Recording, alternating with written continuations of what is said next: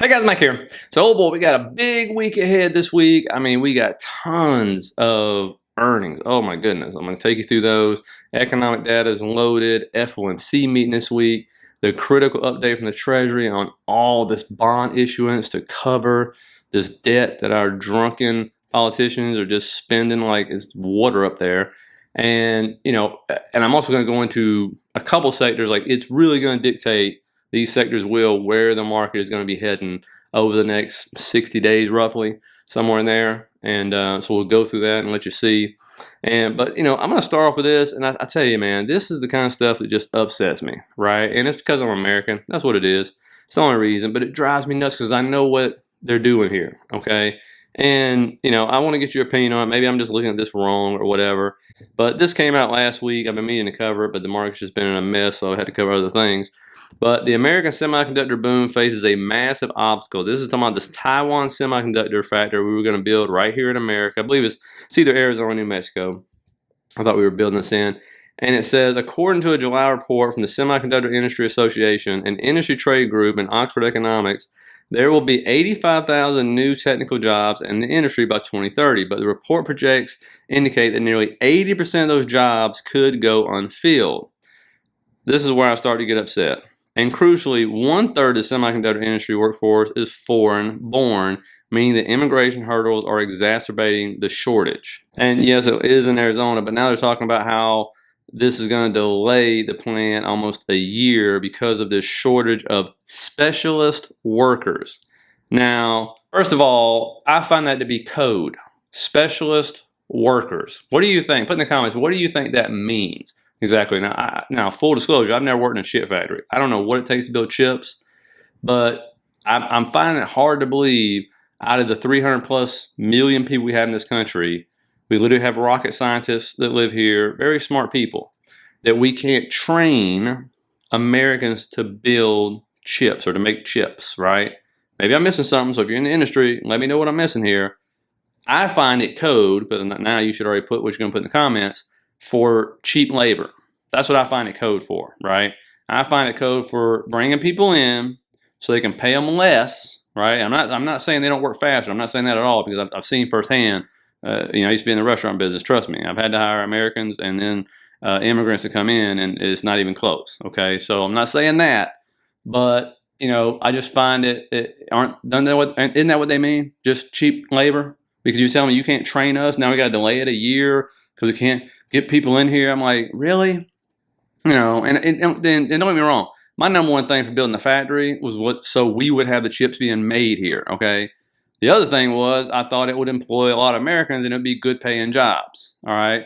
But once again, this is no different. I live here in Florida. I ran into a guy in the pool who happens to be an engineer.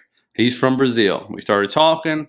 We had an American plant that was going under here, and a Brazilian company bought it. And what they do? He said, man, we're making money hand over fist. I'm like, how you doing that? And we couldn't do it. Oh, we just brought in all the workers. Like, they shipped in, so they brought him up here. They bought another plant in Michigan, brought in a bunch of workers. And he said, oh, we don't pay the kind of wages you pay. I mean, it drives me nuts that our politicians allowed everything basically to be shipped overseas, right? And left those workers, in the lurch. And then even when we start bringing stuff in, like start building plants here, they won't even hire the Americans to do it. That's just ridiculous to me. I could go on that for another hour tangent. But anyway, I mean, I get it. We don't want to pay too much for cell phone, all this other stuff. We want to pay so much more. I'm like, come on, dude. Now, the Fed, right? Understand their meet this week, but Powell has already said financial conditions have tightened significantly in recent months, and longer-term bond yields have been an important driving factor in this tightening. We remain attentive to these developments because persistent changes in financial conditions can have implications for the path of monetary policy. And I think this is why, you're seeing, and before we continue, guys, please hit that like button there at the bottom, give it a thumbs up, helps people find the video. And if you like this kind of content, think about subscribing. I appreciate all you guys' support. When you make statements like that, you'll see this is the November meeting coming up here, November 1st. And you see it's basically 98% they want to do a rate hike. I would fall out of my chair if they did a rate hike in November. It would be stunning to me. And it's like a 2%. They're even going to do a cut. Isn't that crazy? People, I mean, come on. They definitely cut. Give me a break. But, 98% for that. Then you go into December, and you look at almost 80%. And I don't think, let me know in the comments, I don't think this thing has ever been wrong. I could be totally wrong on that, but I don't think it has. Has anybody ever seen a month? And let me know what the month was, and I'll go ahead and try to find it, where this thing has been wrong, actually. But, you know, what he's saying is, and in essence, that's what's happened because of these yields going up, is almost like another rate hike that they don't really have to do now. It kind of gives them cover. Not saying they're not going to do any more rate hikes going forward, because look, if GDP keeps coming in at 4.9%, and all this other stuff, and job market just isn't budging, and the real estate market's stuck where it's stuck at, it won't surprise me at all if they do another rate hike. And that's why you're seeing sectors out there. And look at this right here, just in the stock market, right? Bank stocks keep falling, retail stocks keep falling, transport stocks are just a disaster right now. Industrial stocks keep falling, healthcare stocks keep falling, real estate stocks keep falling, it could fall a lot farther, and material stocks keep falling. So you got all these different sectors that are heading down, right? And that's what I said. I don't care if you want to call it a bull market, a rally, whatever you want to call it. The market was moving up until it just can't move up. But what's moving it up? And that's what we kept emphasizing. It's 7 to 10 stocks that are moving this thing up, right? And so we're getting to see firsthand what these high yields, what these high rates, trying to issue debt at these rates and everything for all these companies are doing. I'm actually really surprised, I don't know about you, that we hadn't had more bankruptcies. I'm actually stunned that there hadn't been even more bankruptcies, that a lot more of these zombie companies haven't gone out of business. Now, the other one is the Treasury. This said, it came out yesterday, it says, get ready for more U.S. debt sticker shock as Wall Street sees a bigger wave of Treasury flooding the bond market. And you better hope that don't happen. But what this says is the Treasury Department will provide an update on its debt issuance plans on November 1st, this week. Some Wall Street banks have raised their forecast for the amount of Treasuries to be auctioned. You better hope that don't happen. Meanwhile, bond market investors have shown signs of lackluster demand for the rising supply of debt. And the reason why this is extremely important is because, as I told you, the bond market has increased from 16 trillion to 24 trillion, and you got your largest three buyers, if you saw, I think it was Saturday's video, aren't there anymore. The Fed, China, and Japan, okay? Because Japan is busy trying to defend their currency right now. China, their economy is a mess.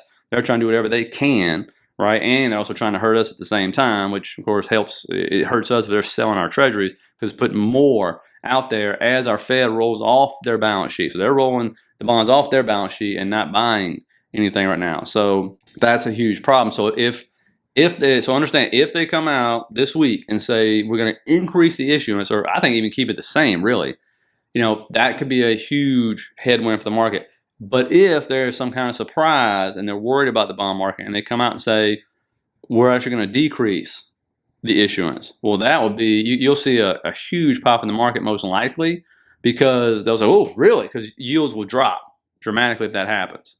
And so that's what you got to keep an eye out for. That's what we're looking out for. Okay. So just, you never know. I never try to, I never, especially come to yelling, what's going to come out of her mouth. Okay. So I don't know about you, but I never try to predict what that woman's going to say. Now, of course, what do you see happening? You may have been doing this yourself. The inflows in the TLT yesterday alone, 1.1 billion, as you can see by this chart right here, the second largest of the year. October flows into TLT are 3.2 billion, year to date 20 billion, which is the highest ever for this one. I mean, people are just waiting, going, this has got to be the bottom. And again, this has a lot to do with the issuance. If yields keep going up, TLT will continue to struggle, stay where it's at, or continue to go down. Let me know in the comments what you think about that. Now, when it comes to the stock market, here's the big stuff. Let's just look at the big picture here. We got NASDAQ 100. This is what's been, I put this up here because this is what's been leading the stock market. This is the stock market because it has the Magnificent Seven in it. And so, and basically just almost all tech in it. So that's about the only game in town, it seems like. And you can see we're in this weekly fair value gap, but we're also in this volume gap, right? Because of this kind of move. There was no consolidation here, right? This is a daily chart. You can see right here, this was distribution where it basically kind of traded sideways and then it distributed down. This is accumulation where it traded sideways and then we go up, right? That's the difference. But we're sitting in this huge volume gap. But then when you go over to the S&P, it's different, right? We're sitting at support. We went through the volume gap and see all this right here? This right here, that's support. I mean, that's when you actually just sit there and accumulate, right, and build up some support, which it did.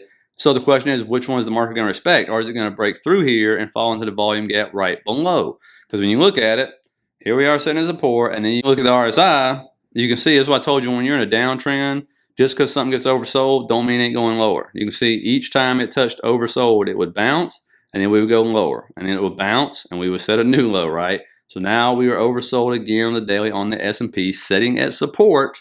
And so again, don't forget though, we're also behind or underneath the 200 moving average right now on the S&P, and we're not on the NASDAQ 100. Now the IWM, this is a disaster right now. Again, this is another one. Oversold, pops, goes down lower. Oversold, pops, goes down lower. Oversold again, we're at now. And it just broke this huge demand zone for the first time in a long time. And so that's not a good thing right there. And when you kind of pull out, I'll show you what we're talking about here. And again, when you put in the volume profile, when you look at it, you can see where it went from resistance, flipped it to support, and now we've broken that. Again, it's just a horrible environment. You would think by now we would have bottomed at some point in time.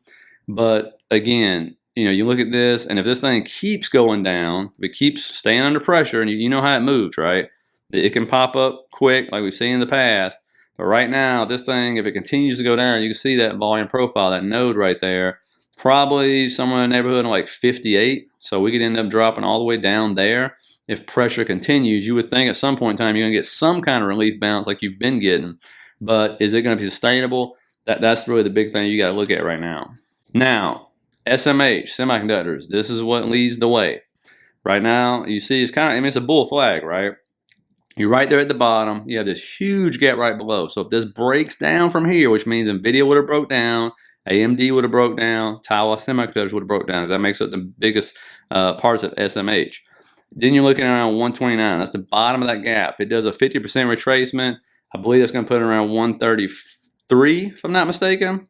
And then you add in the 200. So we're sitting right at the 200, right at the bottom of that bull flag right there on that trend line.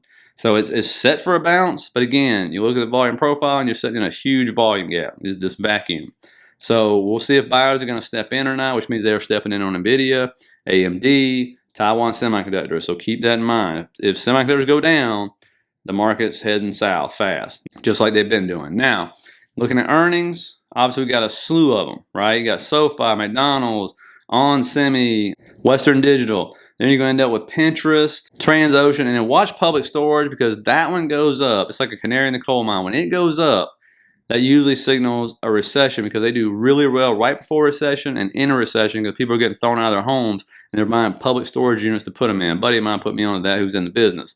Now, Tuesday, Pfizer, Caterpillar, JetBlue, Cameco, Amgen, BP, and then we'll see Tuesday, semiconductors, AMD, right? First Solar, which of course solar stocks will be getting just destroyed. So I don't bet money people have been loading puts on this one. Caesars, let's see if people are actually still traveling. Then on Wednesday, another travel one, Norwegian. Then you get CVS Health, Humana, Wayfair. Then a company that definitely needs a bid is PayPal. Man, I mean, you would think this one would get a bounce. So we'll see if it gets any love on earnings. Roku, Qualcomm, another semiconductor right there. Supermicro, SolarEdge, another solar stock. Watch out for that one. Airbnb, Etsy, Mercado Libre, and then watch out for Elf. That's the one that sells makeup. They went on a huge tear going up 2023. And then Thursday, you have Palantir, Shopify, Eli Lilly, Crocs, maybe I think that's Barrett Gold, if I'm not mistaken. And then your big boy, right? Apple. How Apple goes, the market goes, right? Then you got Block, Square, which needs some love too, just like PayPal, DraftKings, Carvana, Fortinet, Coinbase. You got Bitcoin rallying, so you would think that would rally. Cloudflare. And then on Friday, I mean, some people like Fubo, but the rest of these, I'm not paying much attention to. Now, economic data, going to be an absolute slew of it. Monday, don't have to worry about too much. I mean, you had some kind of Dallas Fed stuff going on. Tuesday, a lot of housing prices stuff.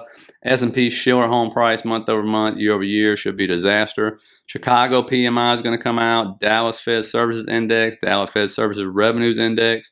Look for that one. Then on Wednesday, a lot more mortgage data. And then you got ADP employment change. This is the one that usually shows up. I think this is the one that's usually hot. And the other one's a disaster the next day, but we'll find out. Then you have S&P Global Manufacturing PMI, construction spending, ISM data, JOLTS job openings, JOLTS job quits. That can affect the market. That's actually after open, so be careful with that one. Then you're going to have in the afternoon the press conference and then the rate decision, which, I mean, they're expecting the forecasters to say the same. We'll just have to figure out what he's going to say. I'm going to guess it's going to be super hawkish. Now, Thursday, a lot more job data, initial jobless claims, continuing jobless claims. Then you'll end up with factory orders. We can hear all about that. Then on Friday, we'll end up with some more Fed speakers, and then average hourly earnings month over month, year over year. Then you're going to end up with non-farm payrolls, and then the unemployment rate with the participation rate. So they're actually expecting the unemployment rate to stay the same, which is amazing, right? That's still happening. Then you'll have S&P Global Composite PMI Final and Services PMI Final data. Then more ISM data. This will be the services side of it, so people are definitely paying attention to that one. That is after the market opens up, so pay close attention, because obviously that could cause a quick reversal. And the one thing we're doing about this week, it's going to be volatile. But what is it? I mean, I'm trying to think, is it Tuesday or Wednesday? We finally end October, and we go into November, right, which is not known to be as volatile as October. And so I think a lot of people will probably say, hey, good, October is finally over, so we finally get to see what November is going to bring. This is when you're going to start all these holidays coming up and stuff. Seasonality actually is stronger going November, December. We'll see if it has an effect. But I think a lot of it's just going to hinge on, and what they're at least going to tell us is what Jerome Powell has to say. Do they raise rates? What the Treasury has to say. So if he comes out and they don't raise rates, let's just put the scenario in place, and he just says the same old junk he's always said, right? Higher for longer. And then the Treasury comes out and he just says, even maybe they say, we're just going to keep it the same or maybe even decrease some, then guess what? The market could find its way to rally, right? You just got to, buckle up and think about that. Because you got to think right now the market is probably heavily shorted, and we've seen this movie before, right? We know how this goes. Even in a downtrend, what happens? You're going to have these rip your face off type rallies as we go down if we continue to head down. But right now, just looking where a lot of things are setting. You overdue for a bounce at this point in time, just a relief bounce. If it's anything more, we'll have to find out. That's really what you got to keep in mind. So let me know on the bottom what you think is going to happen this week and stuff, where the Fed's going to raise, and where you think the market's heading. And so, hopefully you got something out of it. Hit the like and subscribe button. Appreciate all you guys watching. Appreciate your feedback from yesterday's video and stuff. And all you who watched that, I hope you have a great night, and I will see you tomorrow.